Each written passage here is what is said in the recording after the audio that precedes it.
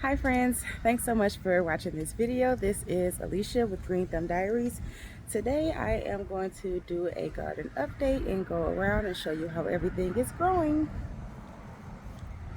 So if you're not aware, I am in Bixby, Michigan, and so over here we have zucchini,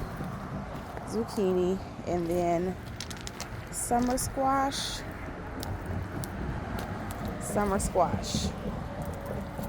So last year when I had these pots, I didn't know that squash needed more space. So I planted about 6 plants in each one. And although I had some success, it wasn't as much as it could have been had I, gave them the space that they needed. Here are the Walla Walla onions. As you can see, looks like they're going really strong. The bases are getting thicker. So my nasturtiums have come up even more. If you remember, I originally planted 2 seeds in each corner of the bed, and then after that I went through and I did even more. So over here we have the snap peas, and they are starting to flower. So right now it is June 2nd, and last year my peas, they were already producing pods by this time, and I think the reason that is because we have had a really cold spring, and I think that has caused a little bit of a lag between where the plants were last year versus where they are this year. So they're growing really good, but this is a cabbage. It hasn't started forming the cabbage head yet, which usually by June it does. And I think the reason for that is because of the excessive cold and no sunlight that we had for literally 2 weeks straight. It was rainy, it was cold, and I think it stunted the growth a little bit. I did notice in one of these that I did have a really small broccoli head. There it is. So I finally have something. But last year, I had big heads, but I'm just happy to have a head down there, honestly. And over here we have the radish. So this radish is actually done. I need to harvest it. I haven't harvested it yet because I want to do like some pickling. I already have everything I need, but I've been so busy with trying to get everything else planted that I haven't been able to harvest it. But I need to go ahead and do that so I can plant the next crop that I'm going to have here. Here I planted some cosmos, and it looks like they are finally coming up. I finally have carrot seeds that came up, and then up front there is watermelon. Now I don't know if that's too close together for my watermelon. It may be. I know sometimes I have a lot of success with compact planting. I don't know if this will be one of those times, but I'm going to try. My spinach is doing well. So I have another raised bed on the side of my garage, not my garage, on the side of the house, and it gets partial shade. So I'm going to sow some more spinach seeds back there so that the heat doesn't get to it. These are my Brussels sprouts. So I've been slowly pulling the stems off because the Brussels sprouts, they grow along the main stem. So I've been pulling them off. If you can see, I've been kind of taking them off so that way it can make space for those. But I didn't want to take off too many because I want to make sure that it still gets the nutrients it needs. So here's another little broccoli head. It finally warmed up a little and we've been getting sunlight. Same snap peas, you see the flowers.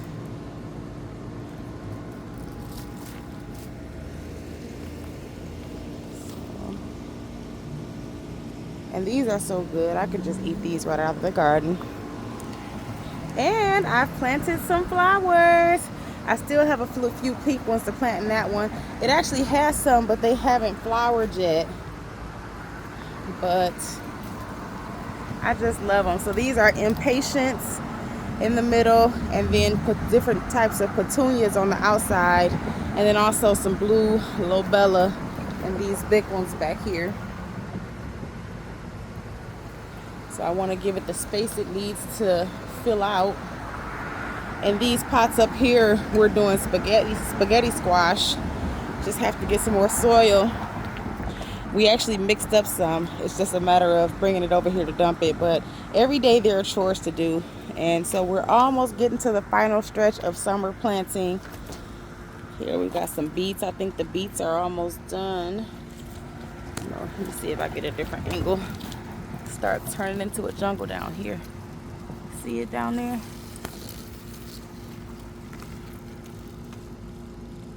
So those are almost ready.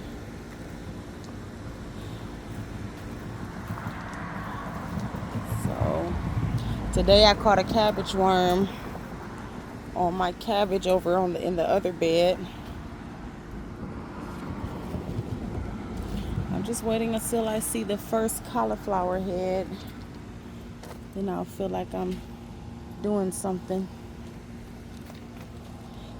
My collards are doing really good. I'm always a little bit more proud of the plants that I started from seeds, like these collards, because I don't know, for some reason, even though it's awesome anything growing, because it means you have them in the right conditions, whether they were nursery transplants or whether they're started from seed, it's still a proud feeling to see that you can grow, you know, all of these things.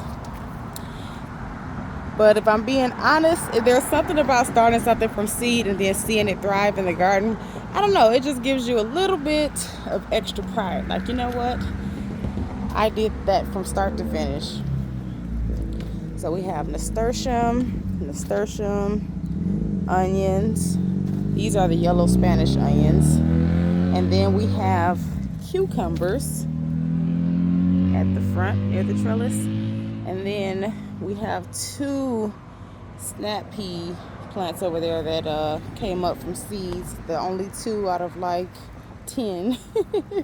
But we'll take it. I'm happy it came up. More nasturtium over here. For some reason, I was just gonna say, for some reason, this is one of the out of 2 beds. These are the only 2 beds that didn't come up with nasturtiums. But then I see a baby nasturtium right there, so it did come up. So now only this bed didn't have any. Over here we have our tomato plants. So tomato plants each have their own trellis.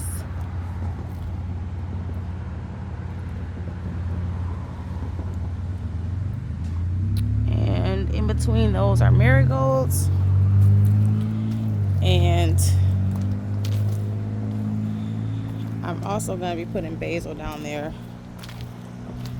And do you guys like my petunia hanging baskets? I love them. They're such a deep violet color. Oh, they're so pretty. I love them. So I have 3 of them. So I have hanging baskets in front of my house, and then I have these hanging baskets back here. But other than that, every other flower you're gonna see back here, I planted myself. Like those pots I just showed you, I planted those. So these are the flowers I have left. I still have these pots to plant in. And then wherever, if I run out of space, then I can just tuck them into the garden here and there. But I think I'll be okay as far as having places to put them. So this is Greenstalk number 1. So I don't know if you remember, but a few weeks ago, we took out a strawberry plant and we planted a strawberry plant that wasn't doing anything. It didn't have any greenery. It was just taking up space. So I replaced it with a cabbage plant that I started from seed. The Fairies round cabbage that I started from seed on February 10th. And so that actually, it's gotten a lot bigger. So I'm hoping that I can harvest something from it before it gets too hot. Look at these weeds. I also put pepper plant in here, a tomato plant. I believe this is the Sweet Million cherry tomato, indeterminate. As you can see, my nasturtiums are finally coming up over here. Now, most of this green stalk is strawberries. This is the only green stalk that I planted all strawberries. But when you see a spot that isn't a strawberry, it's because the strawberries stopped producing, never started producing. And so I only wanted to have space for the ones that were doing something. And so these small things, like here's another pepper plant. But look at my strawberries. I'm so proud of these.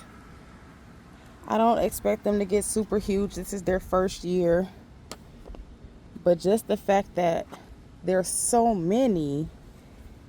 Here's some nasturtium. Just the fact that there's so many. I mean, so these are the June bearing ones. The honey oil, I think it's pronounced. They have so many on them. And then the ones down there are the ever-bearing, and some of these ones in between are ever-bearing. I'm just gonna, so this is what you do. When you walk around your garden, you just take inventory. You see weeds, you pull them.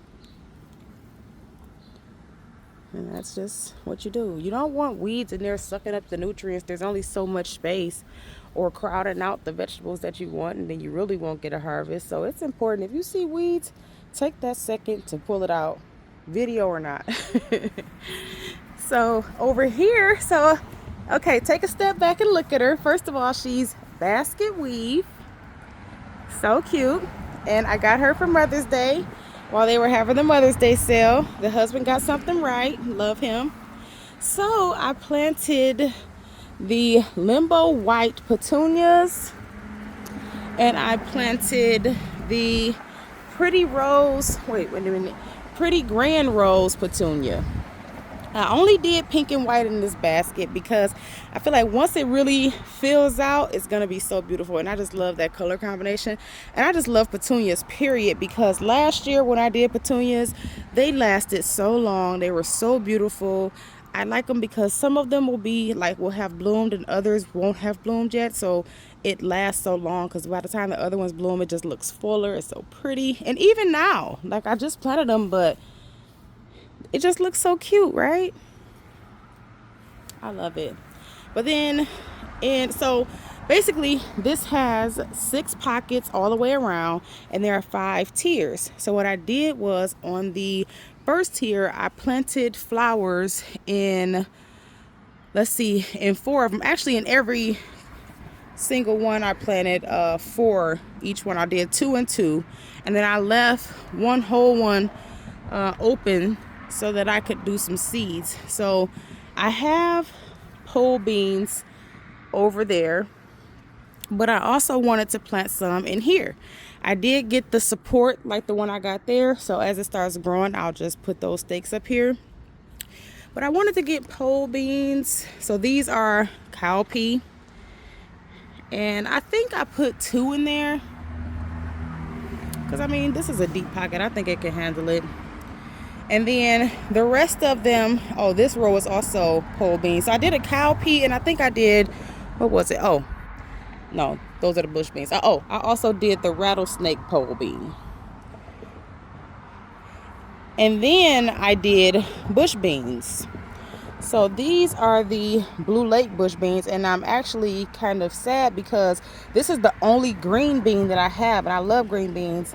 And I also wanted yellow beans because I did a yellow bush bean last year and they were so good.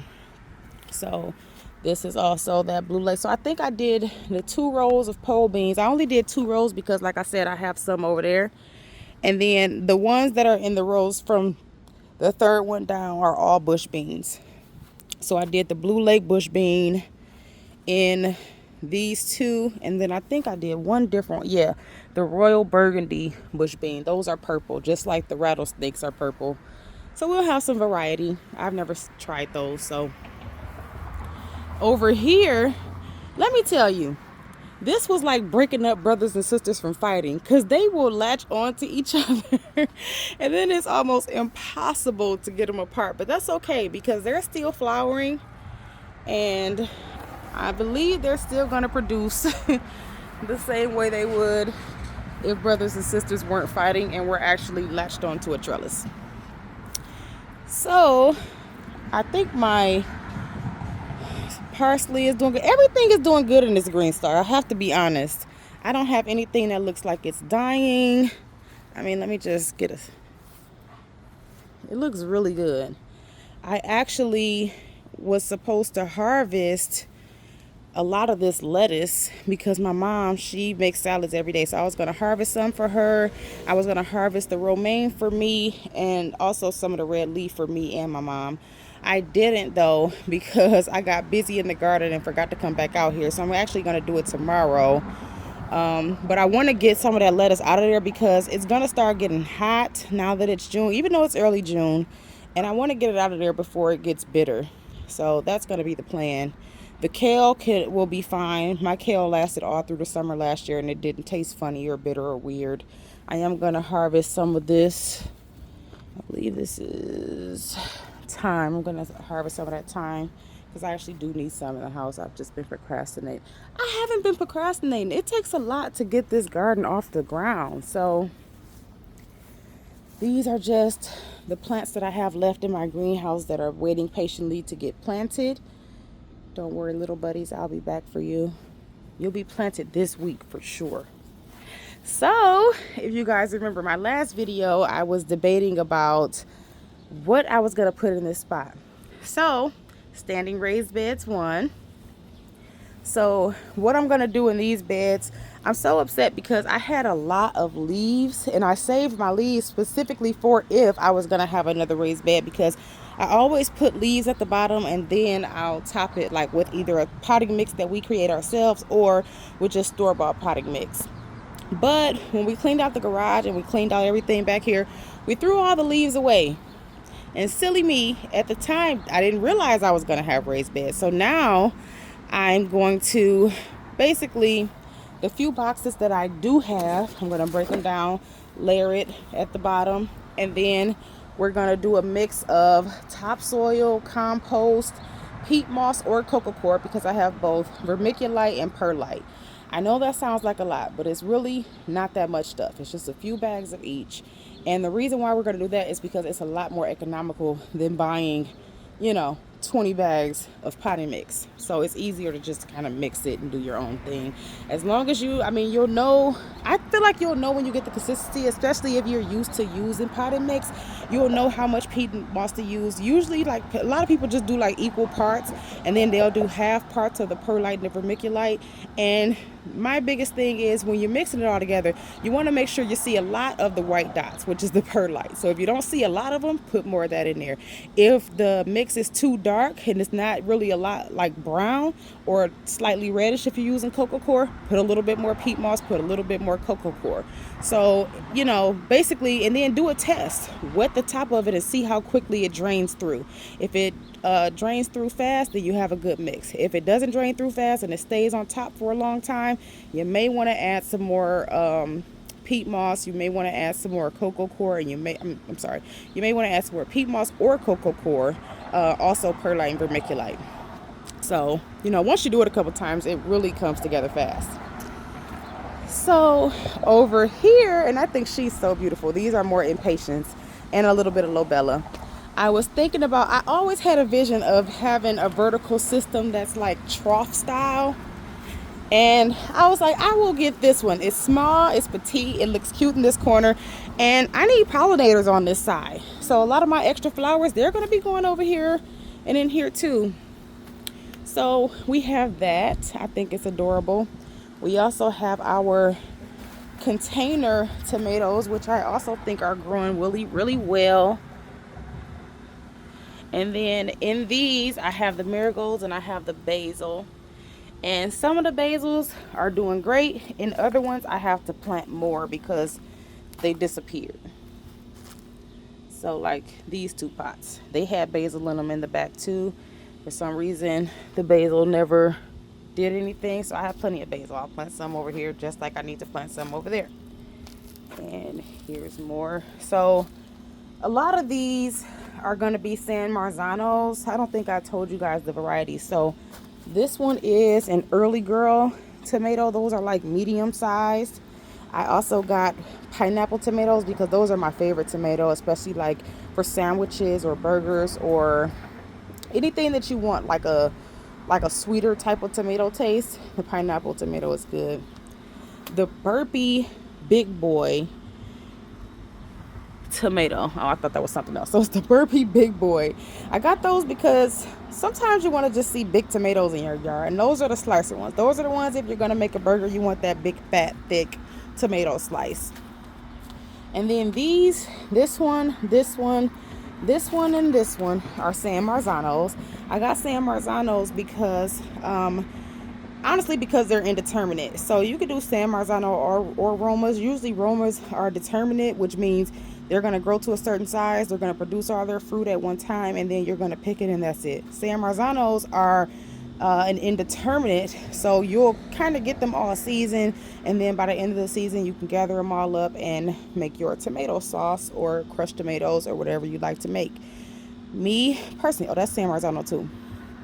So me personally, I like the San Marzanos because they're a little bit bigger, and like I said, you get more bang for your buck, and because they're all due at different times. So the benefit of Romas are they are done at one time, so you can go ahead and process those tomatoes right then and there because they're usually done within a couple of days of each other. With these, because they're going to produce all summer, I'm not going to be trying to make tomato sauce or crushed tomatoes all like throughout the summer. I want to have a big day of canning, and then that be it. So with these, what you can do is you can core it and put it in the freezer, like in a Ziploc bag with the date on it that you harvested it, and put it in the freezer. And this is once they're ripe and ready to be pulled and taken in the house.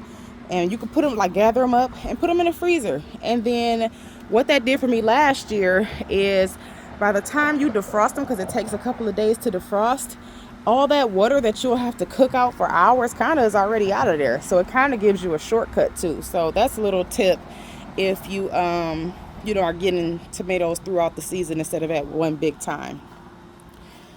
So over here we have our peppers. It's 4 different peppers. And then we have the marigolds. Looks like it's doing okay, about the same as it was last time. I still have to mulch this bed. Luckily my mom watered this morning because it was like 90 degrees. So she watered this morning because I had to leave for work. And looks like it's still a little moist, so that's awesome.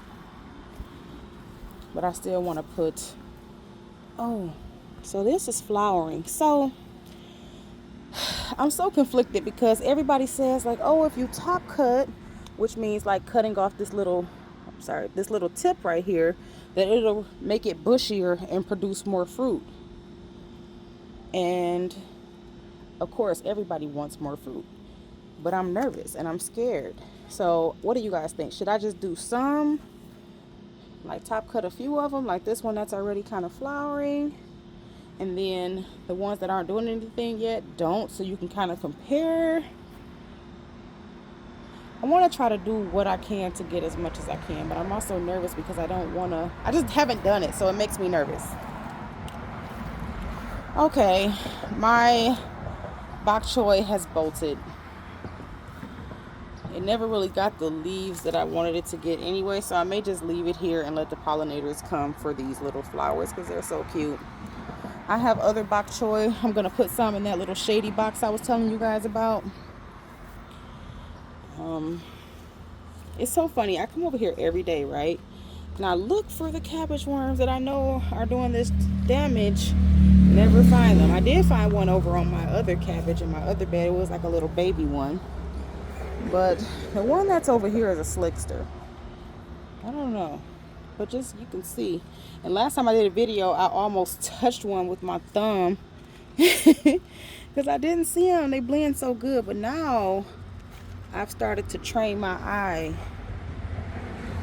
Because I don't want this to keep happening. But that's why I grow a little bit of the same stuff in multiple places. Because I want to at least get some. These are stocks. They're flowers. They're getting really big, but they're a cool weather flower, so I'm hoping that they actually produce some flowers, but we'll see. And then I sprinkled some zinnia seeds over here, and it looks like most of them germinated, so I can't wait to see what those little guys look like. I also put some over here in these beds, but I don't see anything, so maybe because this bed has mulch, I don't know, but I really want to figure that whole thing out. Okay. And one of the things I'm excited about is just these 2 new raised beds, because it's going to give me the space to plant out more squash. Squash is my literal favorite summer vegetable, and I do want to have more space so I can grow more of those, since I can't get as many in one spot as I thought. These are okras, so it's just 1 per pot. And all of my pots are mixed with a potting mix and a little bit of compost for nutrients. These are my potatoes. They've all come up. I put soil on top of this yesterday, and they've already come back up. That's awesome. So these should be ready, I want to say like mid to late July. I also have some cabbage back here that I started from seed. One of these said it was a Brussels sprout, but it is not. So that was a label mix up on my end. See, they are killing this one, but I'm going to let them have that one because all the rest of them I'm spraying and I'm saving, so I'll let them have that one. So finally got the compost in these sweet potato pots. I just have to mix it in like I did this one. You can see how you can see the white little specks. That's the perlite that's in the potting mix. And then also it's mixed through with the compost now. So on these, the compost is on top. I just want to mix it in so it can have, you know, more aeration, more flow. And then I'll also add some blood meal, bone meal, and organic fertilizer. And then I'll get my sweet potatoes planted. I already have them. They're in the house, in the windowsill. They're looking good. I'm going to bring them back here. They looked horrible when they came in the mail. Let me say, I thought they were dead. I wanted my money back. But then I read the directions, and it said that I could either put some in some water and put it by the windowsill, or I could put them in soil and put them in the windowsill. So I had 3 different varieties. So I did 2 varieties with the soil and moistened soil, and then the other ones I put in water.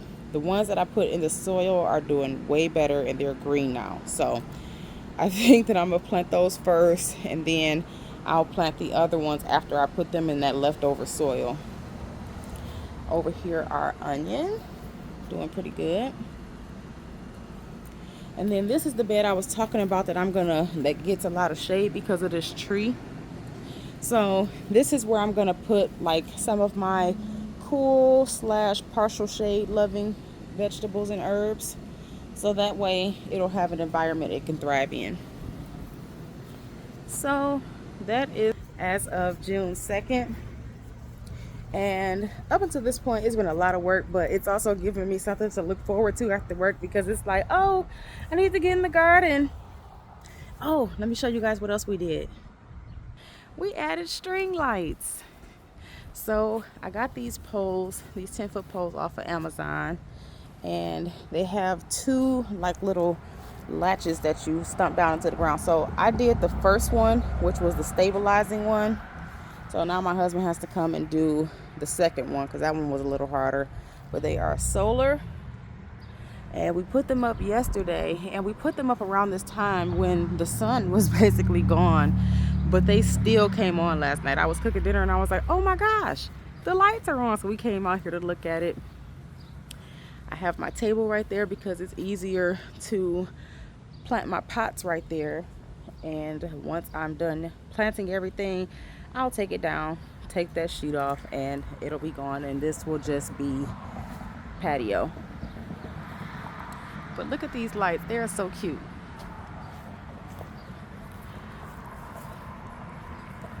Tell me what you think. So, okay friends, that's the end of the garden tour today. I'm so thankful that you came and you watched my video. Please leave a comment, like, share, and subscribe. Thanks so much for watching. This is Green Thumb Diaries with Alicia. Have a great day.